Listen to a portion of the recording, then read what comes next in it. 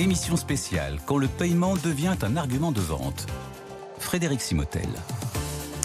Bienvenue dans cette émission spéciale sur BFM Business, quand le paiement devient un argument de vente. Et oui, nous sommes tous des consommateurs en ligne, en magasin. Et c'est vrai qu'au moment du paiement, il y a parfois quelques éléments de friction. Alors pas étonnant de voir tous les acteurs du paiement chercher à répondre à tous ces défis, et notamment technologiques. Ils cherchent tous à innover. Alors on parle d'outils d'identification automatisés, on parle de personnalisation, de modes de paiement simplifiés. On parle aussi de crédit instantané. Voilà, ce sont tous ces défis technologiques auxquels ils répondent. Et nous allons nous y intéresser pendant 1 heure ensemble. Première partie, on va plutôt décrypter les tendances. Et puis deuxième partie, nous aurons des témoignages pour justement comprendre cette dynamique du paiement en magasin, en ligne. Allez, restez avec nous sur BFM Business, émission spéciale quand le paiement devient un argument de vente. C'est parti. Quand le paiement devient un argument de vente sur BFM Business. Allez, on démarre cette émission. Justement, on va décrypter quelques tendances avec nos invités. Je vous les présente dans l'ordre. Marine Boudot, bonsoir. Bonsoir. Directrice du développement Stripe France, qui est une plateforme, une solution de paiement en ligne. Alors, c'est vrai qu'on ne connaît pas bien Stripe, mais pourtant, je crois qu'on l'utilise tous à peu près tous les jours. On va voir ça dans un instant avec vous. Avec nous également Marc Lolivier, directeur général de la FEVAD. Bonsoir Marc. Bonsoir Frédéric. Merci d'être avec nous. Fédération des acteurs du e-commerce, qui représente, c'est combien de e-commerçants que représente la FEVAD? Alors, plus de 800 membres, mais c'est l'ensemble du secteur, les 150 000 sites qu'on représente. Voilà, et l'ensemble du e-commerce, voilà, il y a plein de chiffres à analyser chaque année. Et puis avec nous également Pierre Marin-Campenon, bonjour.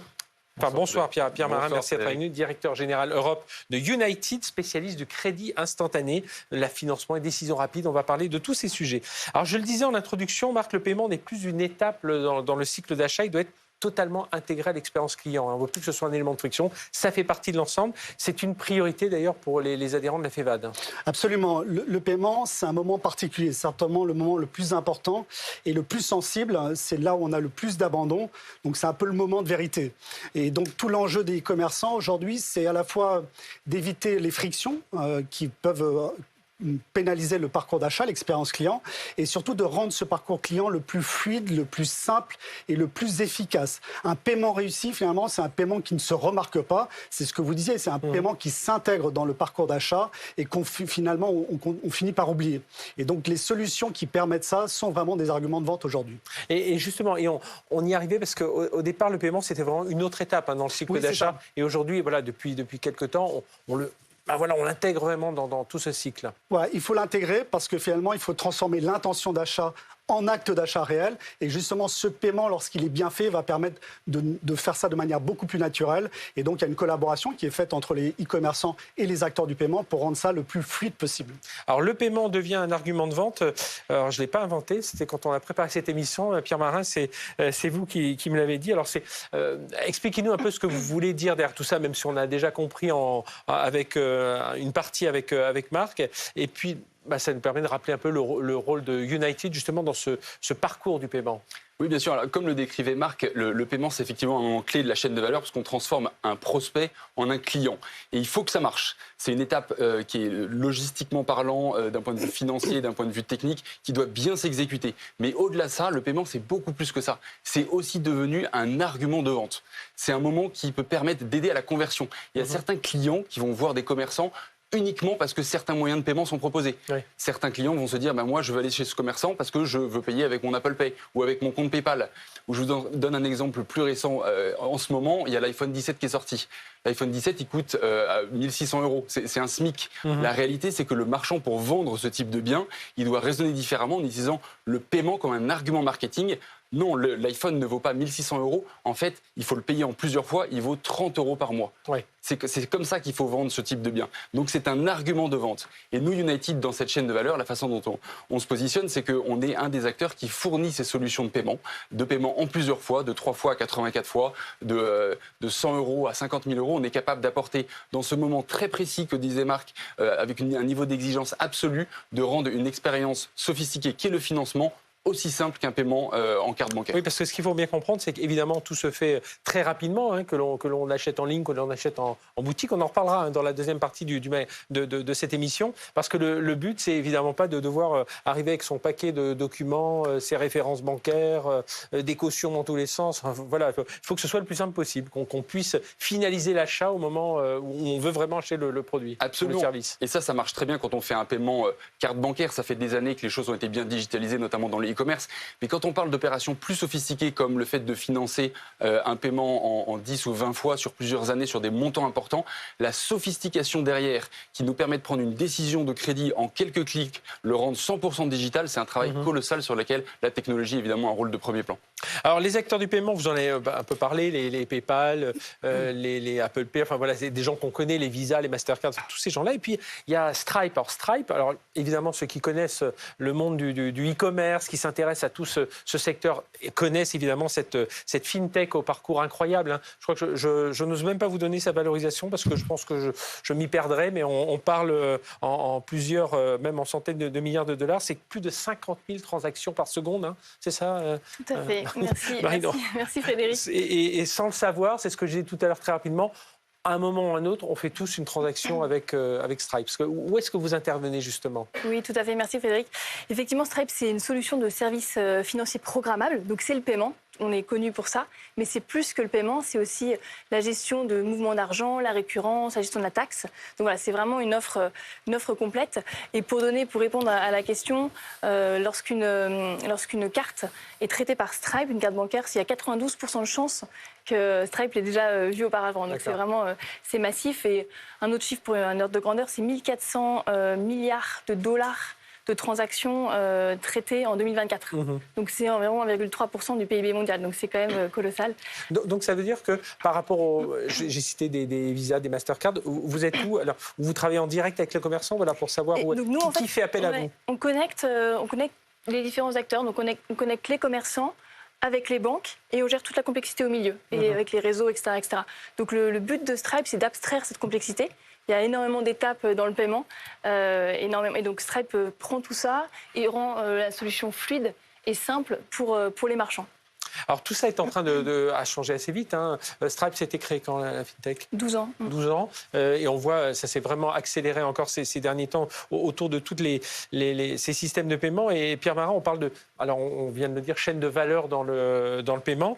Qu'est-ce qui est en train de changer pour les acteurs, pour les retailers justement ? Et puis, on en parlait, il y a des infrastructures évidemment sécurisées, plus fluides, etc. Mais tout ça est en train de se transformer en ce moment. Absolument. Et il y a eu une révolution phénoménale qui a eu lieu ces dernières années. Historiquement, un commerçant, il allait travailler avec sa banque qui lui fournissait des solutions bancaires comme des lignes de trésorerie, par exemple, son compte bancaire, mais aussi son prestataire de services de paiement. Voilà, ça c'est vraiment très monolithique. Et entre guillemets, le commerçant subissait le rythme de l'innovation de sa banque traditionnelle en ce sens.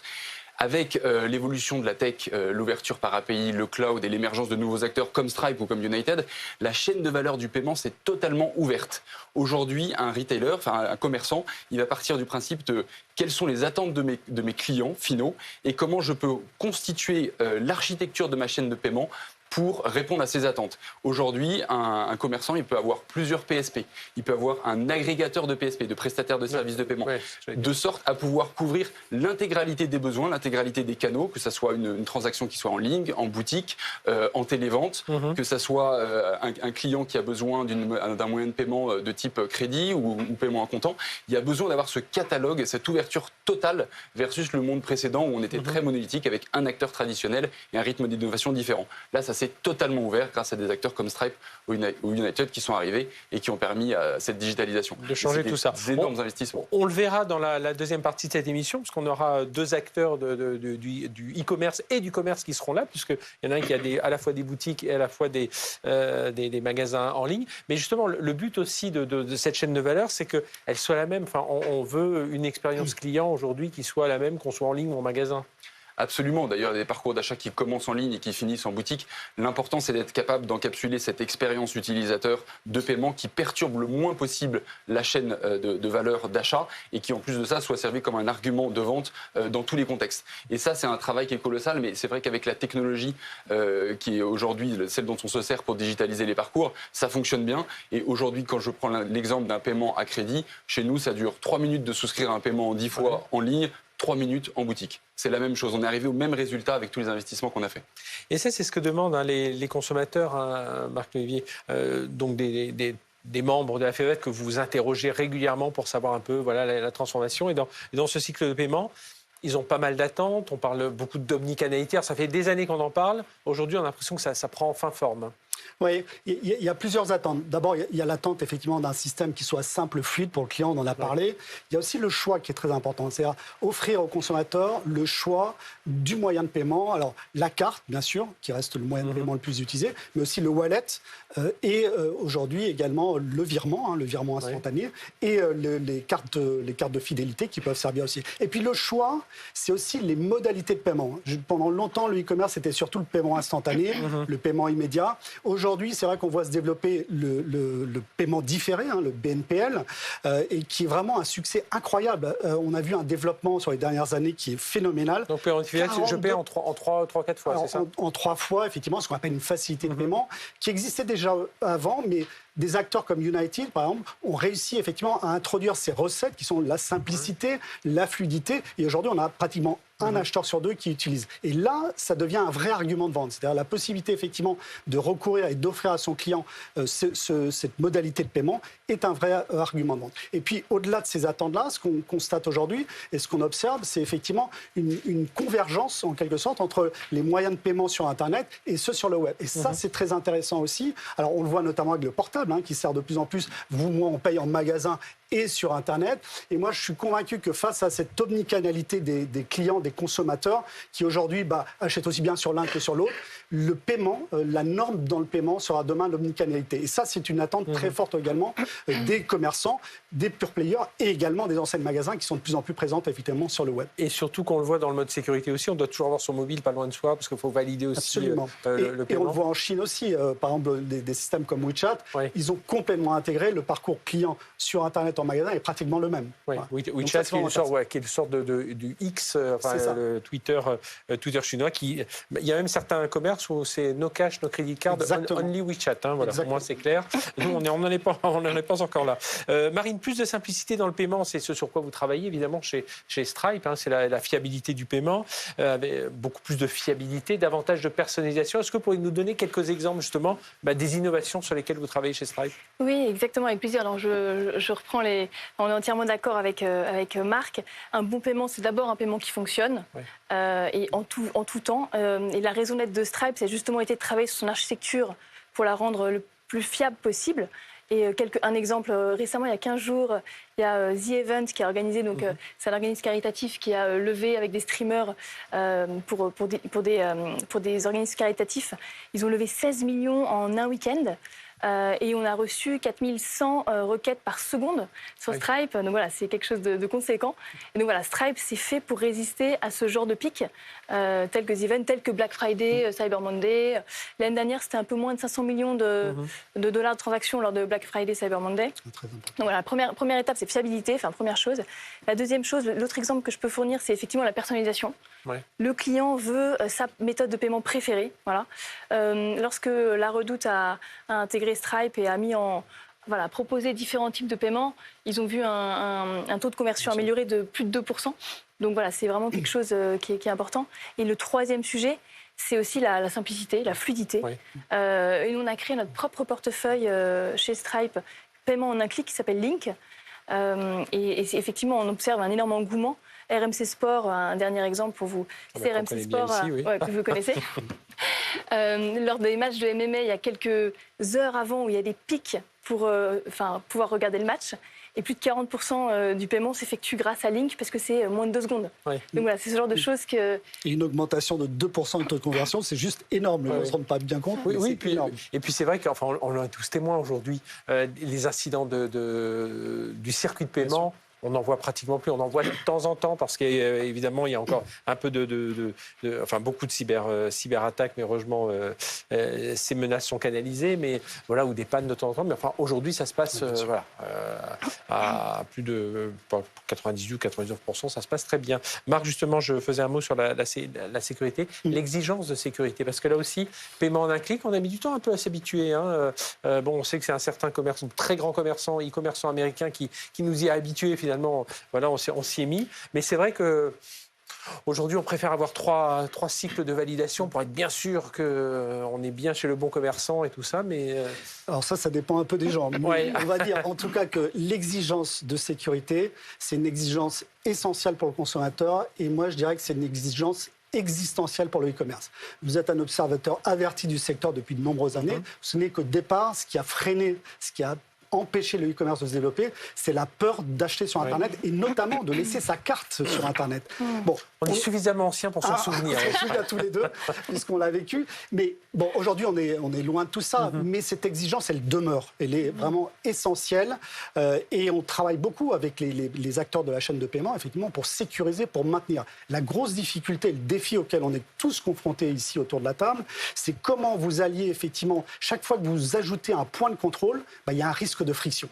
Et donc, c'est cette recherche d'équilibre entre la fluidité et la sécurité qui est essentielle. Et là, la technologie nous aide beaucoup. La biométrie, par exemple, la reconnaissance faciale est un élément qui va fluidifier le parcours client. Vous n'aurez pas 15 codes, comme vous l'avez indiqué, à taper. L'IA qui va permettre d'adapter la sécurité en temps réel, les mesures de sécurité. Donc, tout ça permet effectivement de trouver l'équilibre. Si vous voulez, trop de sécurité tue la fluidité et trop de fluidité tue la sécurité. Donc, tout l'enjeu pour un paiement réussi, c'est de trouver ce bon équilibre qui va permettre effectivement d'avoir à la fois quelque chose de fluide, mais de sécurité. Et vous avez raison, Frédéric, la sécurité, c'est au cœur de tout. C'est absolument essentiel. Et ça, c'est la confiance, c'est la confiance au commerçant. Si ça tombe sur le paiement, le commerçant, c'est pas de sa faute, mais si c'est de sa faute, si c'est pas bien équipé, mais voilà. Si ça, absolument. Et on compte sur les acteurs du paiement pour nous aider à sécuriser. Exactement. Justement, toutes ces innovations technologiques, ça a aidé évidemment, on n'arrête pas de le dire, le moyen de paiement à être le moment du paiement et le moyen de paiement à crédit notamment de devenir beaucoup plus simple. Et nous en revenons aussi à cette technologie qui révolutionne aussi la façon de consommer, Pierre Marin. Absolument, Frédéric. Je reprends ce que disait Marc. C'est vrai qu'il y a une notion d'équilibre à trouver dans le paiement entre la sécurité et la fluidité. Et quand on fait un acte de paiement à crédit, il y a aussi une notion de prise de risque de la part de l'établissement financier qui octroie un crédit. On vient d'un monde où il y a quelques années, je ne sais pas si vous vous souvenez, mais si vous vouliez acheter un bien à crédit, par exemple dans un magasin physique de meubles, c'était l'assurance de passer 30 minutes au fond du magasin à devoir éplucher ses relevés de compte bancaire et son bulletin de salaire et devoir se justifier auprès d'une centrale téléphonique de ses revenus et de ses charges. Il y a eu une révolution dans le monde du crédit qui nous a permis de concilier cet acte en tant que moyen de paiement avec l'exigence suprême du financement, c'est-à-dire la fluidité. C'est ce qu'on appelle l'open banking. Quand on fait un acte de financement, on doit découvrir l'identité du client. Donc ça, c'est juste une prise en photo de la pièce d'identité. Et ensuite, il y a comment on fait une analyse de solvabilité. Et ça, en quelques clics, avec l'équivalent d'un 3D Secure, vous savez, cet aller-retour sur votre application bancaire, on est capable de récupérer l'historique de transactions bancaires, les mouliner dans un score de crédit et prendre une décision instantanée. C'est beaucoup moins intrusif que de devoir montrer son bulletin de salaire. Et ça marche aussi bien en point de vente et en ligne. Et c'est même encore plus sûr, parce qu'aujourd'hui, avec l'IA, on peut faire tout un tas de documents. Absolument, on ne peut pas le frauder, ça, c'est vraiment un accès direct à la banque. Et vous seriez surpris du taux d'adoption de cette technologie, parce que vous évoquiez tout à l'heure le fait qu'à l'époque, on était réticent sur le fait de donner sa carte bancaire. Là, on partage son historique de compte bancaire. Donc c'est quand même aussi un usage nouveau. Sur cette partie-là, quand on a commencé à le lancer chez United en 2018, il y avait à peu près une personne sur deux qui acceptait de le faire, donc on avait des parcours alternatifs. Aujourd'hui, c'est 9 personnes sur 10, même en boutique, qui le font. C'est extrêmement puissant. Et nous, on a un client moyen qui a 46 ans. Ce n'est pas des gens spécialement digitaux. Et on a 1,5 million d'utilisateurs. Pour bien comprendre ceux qui sont un peu moins familiers avec ce cycle de paiement à crédit, qu'est-ce qui porte le risque aujourd'hui ? Alors aujourd'hui, c'est l'établissement par financier. Par rapport au crédit instantané. C'est United qui prend 100% du risque. C'est-à-dire que nous, quand un client décide de payer en 10 fois, en 20 fois, on va payer le commerçant au nom et pour le compte du client et ensuite on va prélever le client dans le temps selon la modalité qu'il a choisie. On porte 100% du risque de fraude ou de crédit. le marchand est payé, c'est garanti, c'est un paiement qui est complètement garanti. Marine Boudot de Stripe, alors comme dans tous les domaines, il y a eu cette la vague de l'IA, mais la vague de agentique aussi aujourd'hui dont on parle, avec automatisation des processus d'authentification, une nouvelle expérience client. Comment justement l'IA aujourd'hui et cette IA agentique vont s'imbriquer dans ce cycle de paiement ? Alors tout d'abord, l'IA, donc ça fait longtemps qu'on en fait. Ça fait une dizaine d'années que Stripe, bien évidemment, a des algorithmes de machine learning pour améliorer chacune des étapes du paiement, augmenter la performance, la conversion et diminuer la fraude. Voilà, donc ça fait, c'est pour vous donner un chiffre d'une étude qu'on a réalisée, il y a eu plus 15% de fraude l'année dernière sur l'ensemble du marché, du secteur e-commerce. Et chez Stripe, on a vu moins 17% de litiges. Donc voilà, donc ça fonctionne. Voilà, le machine learning, l'IA fonctionne. Et voilà, ça c'est la première chose. Ce qu'on a annoncé très récemment, donc au printemps, c'est un modèle de fondation du paiement, donc un peu comme un modèle de fondation du langage qu'on a vu, où en fait, au lieu de regarder chacune des étapes séparément, on les agrège, on agrège les signaux et on repère des signaux faibles qui nous permettent d'être encore meilleurs, encore plus forts pour améliorer la conversion et diminuer la fraude. Donc ça, c'est un des exemples de comment... C'est-à-dire, qu'est-ce qu'on peut repérer comme signal, par exemple, comme signal faible ? C'est-à-dire qu'en fait, normalement, on regarde la fraude, on regarde, par exemple, on peut dire cette carte, elle a été utilisée dans tel pays, à un autre endroit. Enfin, il y a plein de... Voilà, c'est des signaux faibles, il faudrait rentrer vraiment dans le détail, mais ça permet d'avoir une vue holistique qui permet encore d'aller chercher des points de conversion et diminuer la fraude. Donc ça, c'est sur l'IA, sur la manière dont on utilise l'IA. Et après, sur l'agentique, alors ça, c'est un autre... C'est encore quelque chose d'autre, évidemment. Tous les commerçants, enfin tout le monde demain imagine pouvoir acheter depuis son assistant, donc le chat ou n'importe quel autre. Et effectivement, Stripe se prépare à recevoir donc des achats des assistants, parce que pas que ce soit vu comme de la fraude. Et évidemment, on travaille beaucoup dessus, c'est une innovation majeure chez nous. On aura même un jour où l'IA va acheter à notre place. On lui commandera un voyage, on lui donnera un peu les indicateurs, et puis hop, elle partira, et puis on n'aura plus qu'à valider. Exactement. Derrière. En fait, je dirais qu'il y a deux étapes. Je dirais que demain, on va pouvoir dire à l'assistant, trouve-moi une paire de baskets blanches, etc., etc. Ils vont nous envoyer, et là, on va payer depuis l'assistant, mais on fera quand même l'acte d'achat nous-mêmes. Et après-demain, ce sera des agents carrément qui vont automatiser, on dit achète-moi celle-là, et l'agent fera tout. Donc c'est vraiment ce sur quoi on travaille pour permettre à tous les commerçants d'aller chercher cette manne économique, d'aller chercher ces revenus là où ils sont, c'est-à-dire dans les assistants. Marc, c'est ce qu'on voit déjà, les commerçants? Alors non, pas encore. Mais ils s'y préparent. Mais pas encore parce que c'est pas encore tout à fait au point sur le paiement. Mais ça vient. Il y a effectivement des technologies et c'est un travail de collaboration. Et ce qui est formidable, c'est effectivement des entreprises comme United Stripe qui apportent leur technologie, leur énergie. Et il y a une vraie émulation aujourd'hui pour essayer de trouver les moyens de développer ce nouveau type de commerce. Mais justement, alors, vous êtes passé rapidement dessus, mais je crois que Stripe déploie lui-même son propre modèle de paiement aujourd'hui. Et donc, alors qu'est-ce que ça peut changer encore pour les commerçants ? Donc aujourd'hui, nous, on travaille, par exemple, avec 78% du Forbes AI 50. On travaille avec eux, donc OpenAI, Mistral, etc., etc. Donc en fait, cette étroite collaboration nous permet de vraiment... par exemple, Mistral, il y a quelques mois, ou en septembre, nous a intégré grâce à son MCP. Donc c'est-à-dire que n'importe quel utilisateur, retailer qui a le chat peut poser des questions sur Stripe, enfin sur les données de Stripe, sur le chat, sans quitter le chat. Donc voilà, donc ça c'est des choses sur lesquelles on travaille. Et donc effectivement, demain on travaillera aussi sur l'agentique qui achètera lui-même sur les retailers. Tout ce système d'automatisation. Et on arrive presque à la conclusion de cette première partie. Je vous le rappelle, dans un instant, on se retrouve avec des témoignages. Justement, on va mettre du concret autour de tout ce que l'on vient de se dire avec Pixmania et Bouygues Télécom, notamment. Voilà, pour conclure cette première partie sur les tendances et tout ça, il y a ce terme automatisation qui arrive, qui est le mot qui arrive pour les mois, les années à venir, Pierre Marin. Absolument. Et moi, ce que je retiens de cette discussion, c'est vraiment les commerçants qui vont tirer leur épingle du jeu, c'est de se dire comment j'utilise le paiement, pas seulement comme un moment technique de la chaîne de valeur où il faut que ça marche. Bien sûr, il faut que ça marche. Mais en fait, ceux qui fonctionnent bien, les marchands qui performent, c'est ceux qui l'utilisent de manière générale dans leur stratégie marketing, dans leur stratégie de vente. Et quand on reprend ce qui vient d'être dit sur le futur du commerce agentique, il faut anticiper tout ça. Et la conclusion, c'est que, évidemment, que chaque acteur, chaque marchand doit se poser la question de son architecture de paiement, l'ouvrir au maximum parce que la flexibilité pour répondre aux usages d'aujourd'hui déjà et de demain qui arrive, qu'on a commencé à décrire, ça ne passera que par une chaîne de valeur technologique qui est ouverte et qui est adaptée à ses usages. On a un peu moins parlé, j'y pensais là, mais d'un acteur important, c'est la banque. Justement, comment vous intégrez avec les systèmes bancaires aujourd'hui?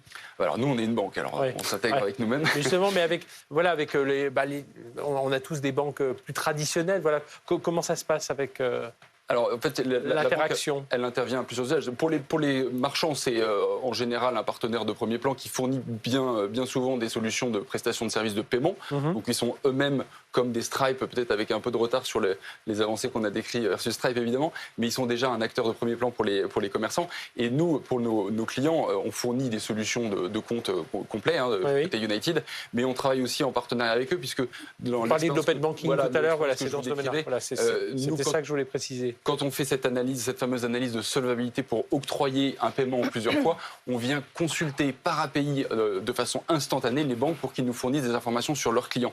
Et ça, c'est un accès qui est sécurisé, qui est réglementé et qui fonctionne très bien aujourd'hui. Et c'est notre premier usage technologique pour permettre d'encapsuler ce paiement plusieurs fois dans l'exigence de l'expérience de paiement. Voilà, parce que c'est ce que je voulais vous amener à dire, c'est justement que oui, United est un établissement bancaire aussi en tant que tel, et que voilà, pour ceux qui connaissent un peu moins cet univers, voilà, on a ces établissements traditionnels et on a tout cet enjeu, tout cet écosystème des fintechs qui font avancer les choses autour de tous ces défis technologiques. Merci infiniment à tous les trois de nous avoir accordé un peu de temps sur cette première partie de l'émission. Marc Olivier, directeur général de la FEVAD, Marine Boudot, directrice développement Stripe France, donc ce système de paiement, on en a parlé, et Pierre-Marin Camblon, directeur général Europe du Sud de United. Merci beaucoup. Merci. On se retrouve dans un instant avec nos invités suivants. On va parler justement, je vous l'ai dit très rapidement, Pixmania, Bouygues Telecom, ça va être nos deux témoins. Et puis on reviendra aussi sur comment intervient dans tout ce cycle United. Allez, c'est tout de suite sur BFM Business.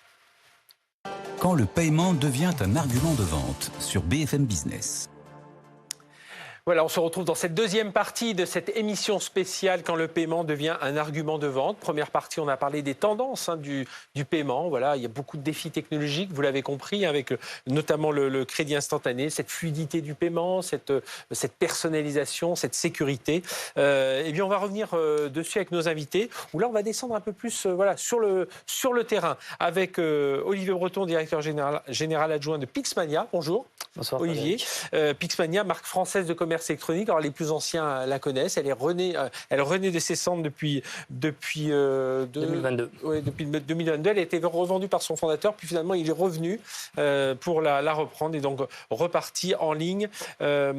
Plutôt des produits dédiés au smartphone, à la tech. On parle beaucoup ils aident beaucoup sur l'éco-responsabilité. Voilà, que des produits effectivement qui sont avec une forte valeur résiduelle et également avec une circularité importante aussi. Voilà, et on parlera de tout ça et justement ce système de paiement. À vos côtés, Christophe Bortoli. Bonjour Christophe. Bonjour Frédéric. Merci d'être avec nous, vice-président produits, contenu et services de Bouygues Télécom. C'est combien de boutiques Bouygues Télécom? Un peu plus 500. Oui, donc, on adore les boutiques. Parce que justement, on aura à la fois la boutique et en ligne, c'est ça qui va être intéressant dans votre témoignage. Et puis avec nous également Pauline Telia. Bonjour Pauline.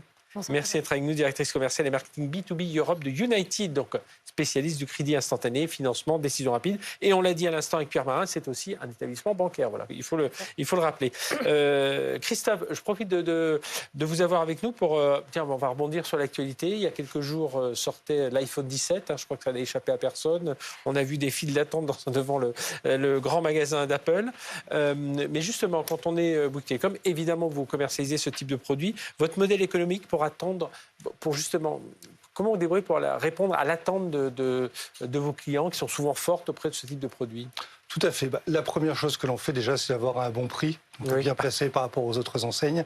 Et vous savez que chez nous, la spécificité, c'est que si vous prenez donc un forfait avec, ça vous coûte encore moins cher. Ensuite, par rapport à ça, donc à l'achat du téléphone, on a une palette assez riche donc de moyens de paiement et de facilité de paiement. On fait du 4 fois sans frais, de étalement de paiement. Et on a une gamme très complète de maturité de crédit grâce à notre partenaire préféré. Et il y a quand même une chose qu'on a fait cette année qui est complètement nouvelle, c'est très innovant sur le marché français. On vous permet, pour la première fois, pour une même mensualité, de changer de smartphone chaque année. Donc vous pourrez prendre l'an prochain donc l'iPhone 18 pour le même prix. avec la même mensualité, donc en rendant votre ancien téléphone. Et aujourd'hui, c'est un mode de paiement qui est devenu beaucoup plus courant parce que c'est vrai qu'on est habitué à acheter son téléphone avec son forfait.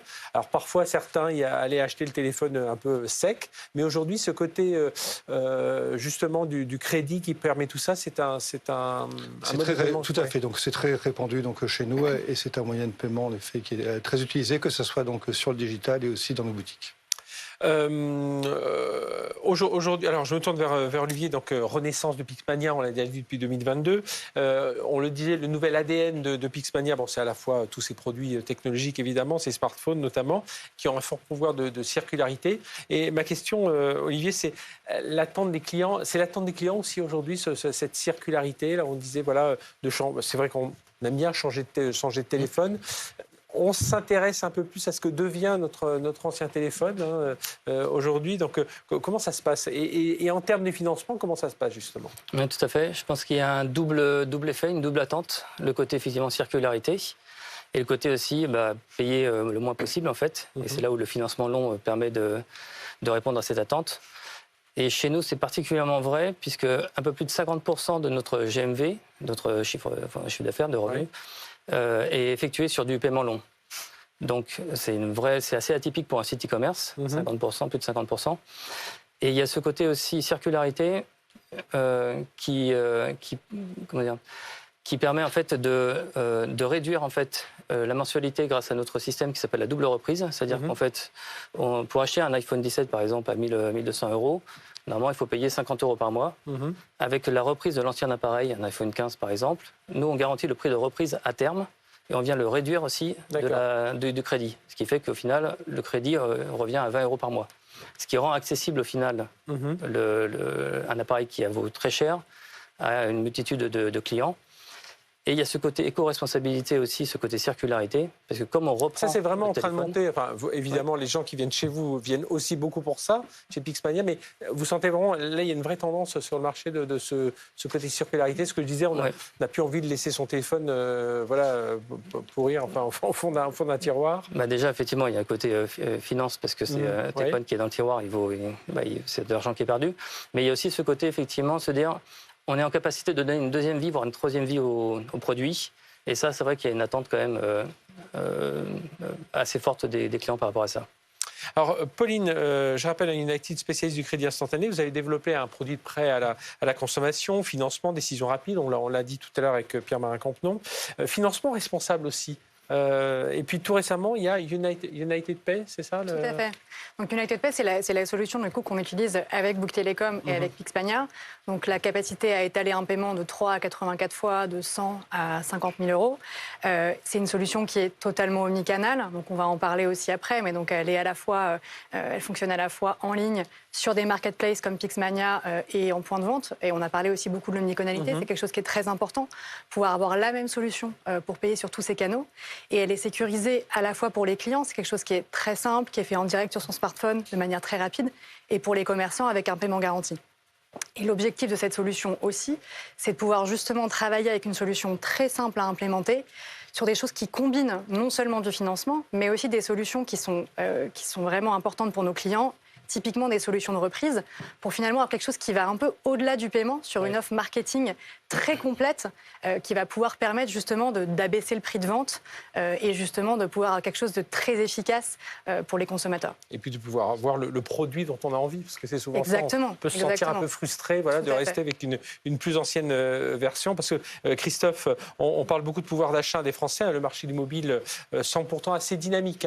iPhone 17, ça c'est plutôt... On est très content. Oui. Voilà, ça se passe plutôt bien. Alors en plus, il y a beaucoup de guerre des prix dans ce domaine. Il faut donc être innovant. L'achat à crédit, c'est une opportunité pour que les consommateurs se fassent plaisir. Je crois que c'est vous, quand on a préparé cette émission, qui a dit oui, l'achat à crédit, c'est ça. Ça permet de se faire plaisir. C'est un peu ce qu'on vient de dire avec Pauline. Exactement, parce que comme on le disait tout à l'heure sur la précédente table ronde, un smartphone, ça reste quand même assez cher, c'est 1 500 €, donc voire plus. Donc ce dont a besoin le consommateur, c'est de pouvoir lisser la mensualité. Et ce qu'on fait, donc à partir du moment où on veut faire un achat plaisir, déjà il faut qu'on puisse se projeter sur ce lissage du coût. Et deuxièmement, il faut que ça aille vite, parce que ce que veut le consommateur, c'est très vite avoir le téléphone et jouer avec. Vous savez qu'un téléphone, on le consulte plus de 144 fois dans une journée. Donc on est plus focalisé donc, dessus que sur le temps qu'on va passer donc, à acheter. Et là où ça marche, on a beaucoup travaillé donc, dessus. Il faut que ça soit simple et que ça soit donc rapide. C'est très simple chez nous avec la solution de crédit qu'on a mis en place. Simple pourquoi en 2-3 étapes maximum. Qu'on vous connaisse déjà, que vous soyez client donc, ou prospect, c'est pas plus de 2-3 étapes. Et c'est rapide, c'est 2-3 minutes maximum, qu'on soit donc sur le web ou alors qu'on soit dans une boutique. Ça va être ça le côté innovant aujourd'hui, parce qu'évidemment, l'iPhone 17 que vous vendez, c'est le même qui est vendu dans les autres boutiques. Et donc, c'est là où il faut se démarquer. Alors, évidemment, vous, il y a le forfait qui peut accompagner aussi tout ça. Mais c'est ça, il faut vraiment chercher le petit service en plus, marketing, de personnalisation innovant. C'est exactement ça. Et le service en plus qu'on apporte, c'est que pour la même mensualité, la possibilité de changer de téléphone chaque année, à une condition, il faut rendre donc l'ancien. C'est ça en fait, cette nouveauté qu'on apporte, et tout ça est permis par les solutions de crédit qui sont mises en place. Et alors, ce qui est intéressant de vous avoir avec nous, Christophe Bortoli de Bouygues Telecom, c'est que il y a plus de 500 boutiques. Donc, on achète en boutique, on achète encore en ligne, et on achète aussi en ligne. Comment on s'organise justement pour que cette expérience client, elle soit aussi fluide possible entre l'un ou l'autre de ces canaux de vente? Alors, en fait, on a beaucoup travaillé donc avec les canaux de vente. Et c'est là, en fait, donc on se démarque, c'est que dès la phase de conception donc du parcours, on veille à avoir un parcours qui soit à peu près donc le même sur le web et en boutique. Pourquoi ? Parce que le consommateur, avant, il fait quoi ? Il se renseigne, il regarde comment ça se passe, et il commence par se renseigner donc, sur le web. Et quand il vient ensuite donc, en boutique, il veut que ça se passe de la même manière et que ça soit simple. Donc c'est sur ça en fait qu'on travaille en priorité. On aurait pu poser la question tout à l'heure à Marc Levier de la FEVAD. Tous les commerçants aujourd'hui travaillent à ce que cette expérience soit aussi fluide. Donc on a envie d'avoir la même chose pour acheter son téléphone que quand on va dans des boutiques qui justement vous reconnaissent, que vous soyez en ligne ou au magasin, comme un client fidèle. Pauline, quand on entend le témoignage de Christophe, c'est évidemment le côté instantanéité qui marque quel que soit le canal qui est intéressant. Et juste, vous, comment vous positionnez justement pour que cette expérience soit aussi fluide? Alors, Pierre Marin l'a dit un peu tout à l'heure, qu'on soit en boutique, on n'est plus entraîné au fond de la boutique physique pour rédiger tous les contrats, ou qu'on soit en ligne, on a cette expérience beaucoup plus fluide. Tout à fait. Alors, on le disait aussi tout à l'heure, un paiement réussi, c'est un paiement qui fonctionne et qui permet de finaliser une vente. Et c'est ça l'objectif de tous les commerçants globalement. Donc il y a deux sujets qui sont très importants sur ce type de solution. Le premier sujet, c'est la robustesse de la solution. On parle là notamment aussi d'industrie avec des gros pics de vente, notamment lors de ce qu'on va appeler la session du back to school, Noël, le Black Friday, etc. Donc il faut avoir une solution de financement qui fonctionne, quels que soient les volumes, et qui puisse en fait apporter des réponses très rapides et instantanées, comme on en a parlé. Ça, c'est un premier point. Le deuxième point, c'est la partie fluidité. Et là, ce qui va être intéressant, c'est que nous, on va travailler à chaque fois avec nos partenaires pour bien comprendre leur parcours de vente, adapter en fait la solution qui se customise de manière très simple à chacun de ces parcours pour justement avoir quelque chose de très fluide et qui permette de bien fonctionner quel que soit le canal. Et comme le disait Christophe, ce qui est important à la fin, c'est que l'expérience d'achat doit être quasiment la même. Le client ne doit pas sentir en fait, qu'il change de canal. Donc ça, c'est extrêmement important. Et du point de vue du client aussi, nous, on travaille sur de l'hyper-personnalisation, notamment en travaillant avec nos partenaires commerçants, pour pouvoir, par exemple, récupérer les informations qui ont déjà été transmises dans le parcours pour simplifier le parcours de crédit et aller jusqu'au one-click sur nos clients, sur nos bons clients connus. Donc voilà, ça va vraiment être tout ça qui va permettre cette combinaison de customisation, d'adaptation aux clients, au canal et au produit aussi, c'est-à-dire comment est-ce qu'on vend un produit. On ne vend pas de la même manière un produit qui vaut 300 € qu'un produit qui en vaut 1200. Comment est-ce qu'on adapte la mensualité? Ça va être tout ça qui va permettre finalement d'optimiser et de fluidifier l'expérience. Olivier Breton de Pixmania, justement, c'est le titre de cette émission, le paiement vu comme un argument de vente. Évidemment, le prix du produit reste important, parce que quoi qu'il arrive, qu'on le paye à crédit ou qu'on le paye cash, de toute façon, on le paye. Mais justement, en quoi le paiement-financement, vous en faites vraiment cet argument de vente aujourd'hui chez Pixmania? Je dirais que c'est le côté praticité, en fait. C'est que très facilement, en fait, le client peut voir, en fait, peut ajouter plein de produits. On a mis en place le One Single Checkout, où dans un seul panier, il arrive à avoir plusieurs produits, plusieurs marchands, un seul panier, un seul crédit. D'accord. Et ça, c'est assez innovateur. Et ce côté pratique lié au côté instantanéité dont on parlait depuis quelques instants. Oui, sur votre plateforme, on peut aller, il peut y avoir plusieurs commerçants qui déposent des exactement. produits, Dans le marketplace, il y a plusieurs marchands qui vendent leurs produits. Et le client, en une seule commande, peut interagir avec plusieurs marchands, plusieurs produits, et donc du coup avoir un seul crédit. Et ça, c'est un côté très pratique que les gens attendent. Ils cherchent la facilité. On parle de l'instantanéité pour le paiement et ils cherchent aussi à ajouter des produits de façon assez simple. Et vous, côté commerçant, qu'est-ce que ça... Enfin, on apporte, oui, c'est un argument, on l'a dit, mais autre chose, qu'est-ce que ça peut vous apporter d'autre?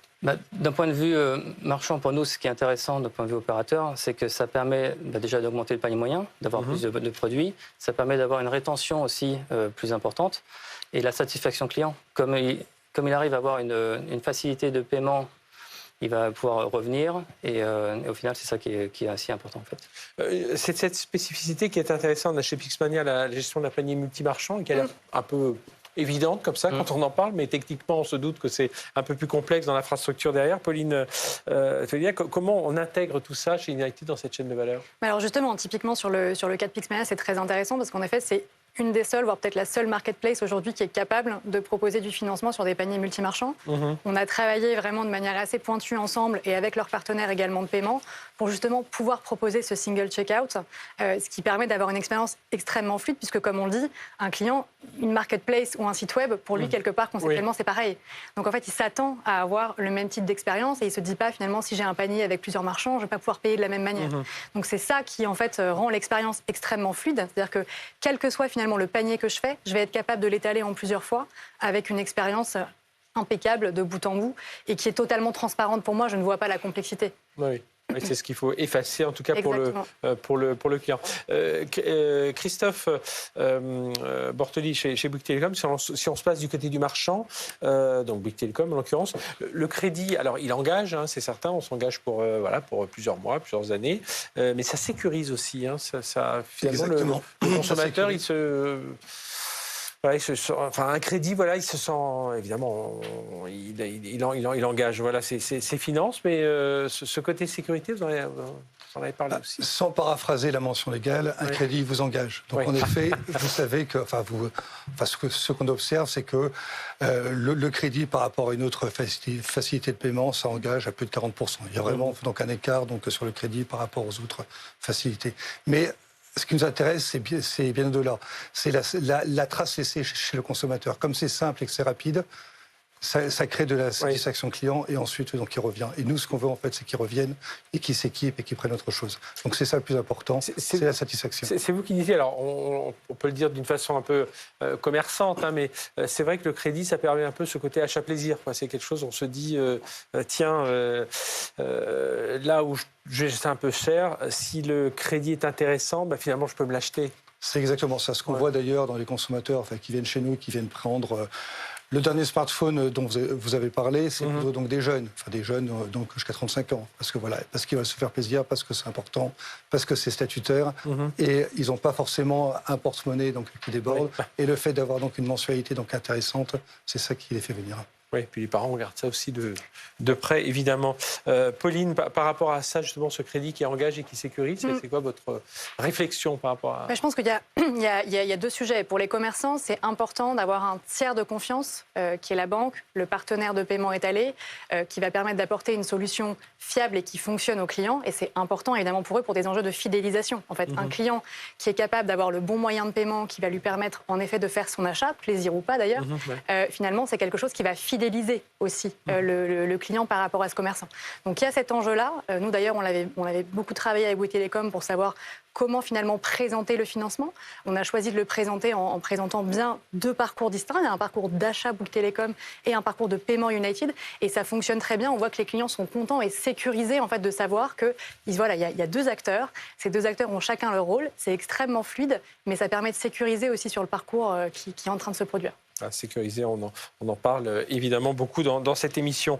Olivier, avec ces modes de paiement, alors j'ai demandé, c'est United qui porte le risque, mais c'est le cas. Oui, alors je nuancerai juste un petit peu en disant que pour moi le risque est partagé, puisque c'est une équation à deux variables en fait. Ouais. Sur le défaut de paiement et sur les impayés, clairement le risque il est du côté de United ou du financeur. Par contre, de l'autre côté, nous, le risque, nous le supportons sur la partie perception client et sur la partie budgétaire. Parce que pour faire venir les gens, pour qu'ils puissent prendre un crédit, ça coûte de l'argent. Il faut venir des gens sur le site. Et puis ils viennent voir Pixmania, ils viennent pas voir United. Ouais. Et donc du coup, nous, on a une sorte d'engagement un peu moral en fait par rapport aux clients pour dire la solution de paiement qu'on va vous proposer va être la bonne et la meilleure. Et donc du coup, quand le crédit est accepté, tout se passe bien.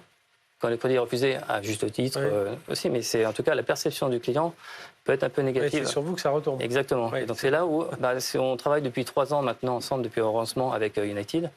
Et il y a toute une courbe d'apprentissage qui a été faite pour justement bien optimiser le trafic en amont, travailler sur le niveau d'acceptation aussi. Et ça, voilà, c'est un travail qui est au quotidien, toutes les heures.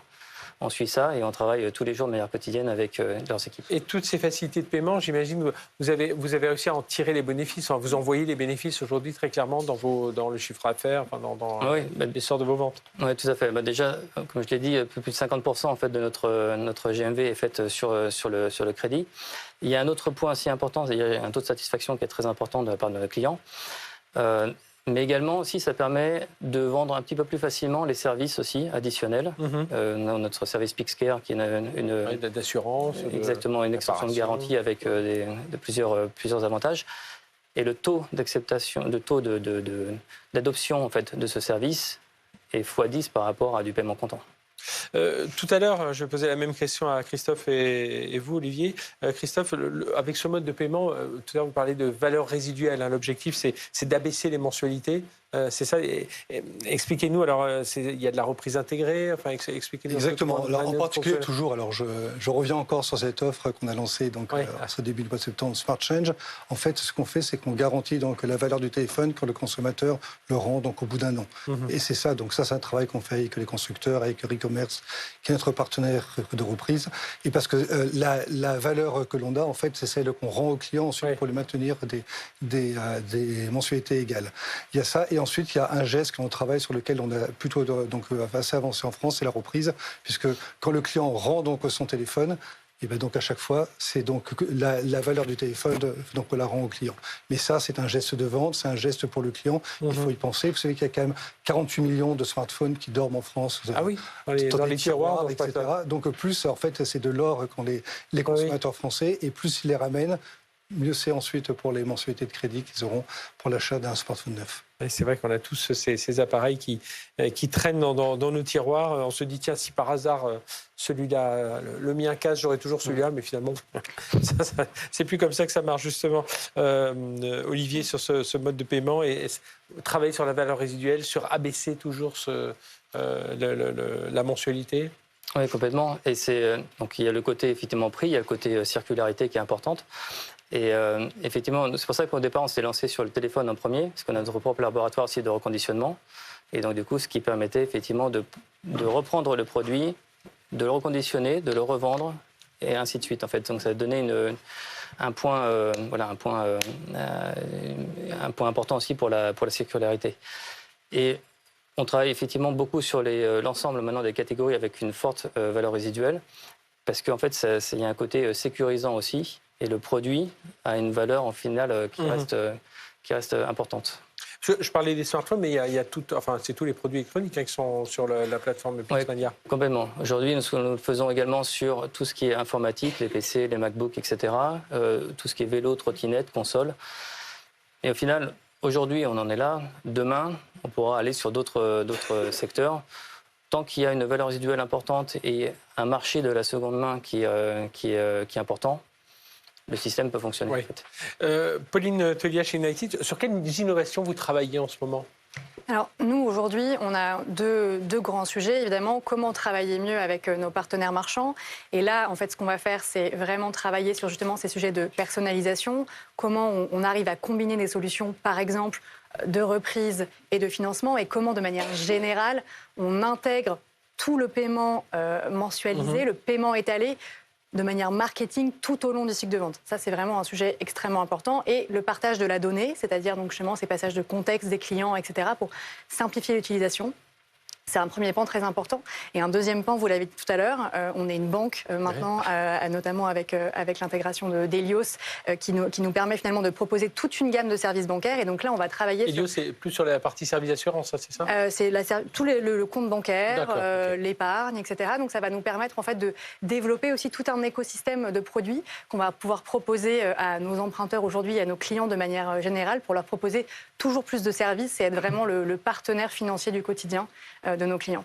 Et puis on a parlé évidemment intelligence artificielle, on en reparlait tout à l'heure avec nos autres invités, mais j'imagine vous étiez venu sur le plateau de Tech & Co, c'est le plateau de BFM, je crois que c'était en avril, et on avait parlé de justement l'intelligence artificielle au service pour rendre plus transparent les mécanismes de risque et tout ça. Ça aussi, c'est, j'imagine, exactement. On continue à investir beaucoup sur l'open banking. Pierre Marin en parlait notamment. Donc il n'y a pas que l'open banking, mais toutes les capacités qu'on va avoir d'analyser tous nos points de contact avec nos clients. On est capable d'analyser le device sur lequel ils sont en train de faire une demande de crédit. On analyse les données open banking et finalement l'identité électronique de nos clients. Tout ça, ça permet à la fois d'avoir quelque chose de très fluide, très rapide. Évidemment, ça ne se voit pas. Ça a l'air compliqué quand on en parle comme ça, mais en fait, c'est extrêmement simple. Et ça va nous permettre d'avoir des bons taux de conversion pour nos marchands et en même temps en toute sécurité pour nos emprunteurs, ce qui est évidemment très important. Eh bien, il nous reste à vous remercier pour vos témoignages. Olivier Breton, directeur général adjoint de Pixmania. Donc voilà, pour ceux auprès de qui ça n'était pas revenu à leurs oreilles, eh bien Pixmania est bien relancé depuis 2022. Ça marche plutôt bien. Là, on voit. Et on est très fiers d'ailleurs, par rapport au niveau de croissance que l'on a, d'avoir intégré maintenant la promotion de la French Tech édition 2025-2026. Voilà, et on rappelle son président fondateur, enfin Jean-Émile Rosenblum, qui était parti, qui est revenu et qui donc relance Pixmania. Merci Christophe Bortoli, vice-président produit, contenu et services chez Bouygues Télécom. Et donc on va suivre la courbe de vente de l'iPhone 17. On disait tout à l'heure hors caméra, les iPhones, ça marche mieux les numéros impairs. Exactement. Parce qu'on change tous les 2 ans, c'est ça ? C'est ça à peu près. Voilà, c'est comme ça qu'il faut l'expliquer. C'est pas forcément le produit qui, théoriquement, il est meilleur. Les produits sont meilleurs évidemment d'une année sur l'autre. Puis il y en a un d'ailleurs tout fin. Vous pourrez aller voir ça en boutique. Et puis merci Pauline Tolliat, directrice commerciale marketing B2B Europe United. Donc sur ce crédit instantané, mais sur tous les services bancaires. On remercie aussi nos trois autres invités qui étaient là en première partie. Marine Boudot de Stripe, Marc Lolivier de la FEVAD et Pierre Marin-Campenon de United. Merci de nous avoir suivis. À très bientôt pour une nouvelle émission spéciale. On voyait encore beaucoup de choses à raconter sur ce système de paiement plus fluide, plus simple, plus sécurisé. Vous voyez, encore beaucoup de technologie autour de tout ça. Merci de nous avoir suivis. À très bientôt sur BFM Business.